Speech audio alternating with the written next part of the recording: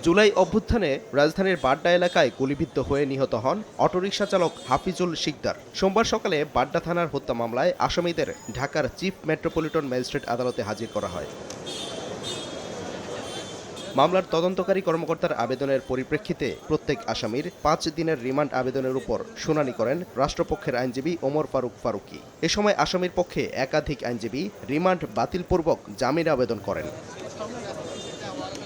শুনানি শেষে metropolitan magistrate GM Farhan ইশতিয়াকের আদালত সাবেক মন্ত্রী ডাক্তার দীপমণি, আনিসুল হক, সাবেক প্রধানমন্ত্রীর বেসরকারি শিল্প ও বিনিয়োগ বিষয়ক উপদেষ্টা সালমান এফ রহমান, সাবেক বিচারপতি শামসুদ্দিন চৌধুরী মানিক সহ 8 জনকে 2 দিন করে রিমান্ড দিয়েছেন আদালত। হত্যার বিষয়টাকে আরও অধিকতর তদন্ত করা এবং অন্যান্য আসামিদেরকে চিহ্নিত করা এবং আসামিদের জড়িত থাকার বিষয়টি আরও সুনিশ্চিত করার জন্য তাদের বিরুদ্ধে 5 দিনের রিমান্ড চাওয়া হয়।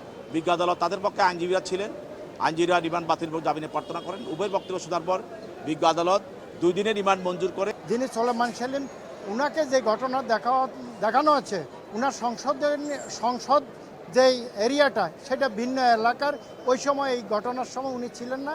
এটা 5ই আগস্টের অনেক আগে।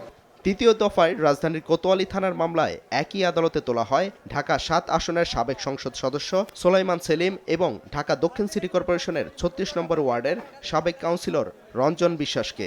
আদালত তাদেরকেও 2 দিন করে রিমান্ড আদেশ দেন। এছাড়াও একাধিক হত্যা মামলায় সাবেক শিল্প প্রতিমন্ত্রী কামাল আহমেদ মজুমদার, জিয়াউল আহসান, ঢাকা মহানগর উত্তর মহিলা আওয়ামী লীগের যুগ্ম সম্পাদক রোকেয়া জামাল সহ 12 জনকে গ্রেফতার দেখানো হয়েছে। সাদিকুর রহমান, সময় সংবাদ, ঢাকা।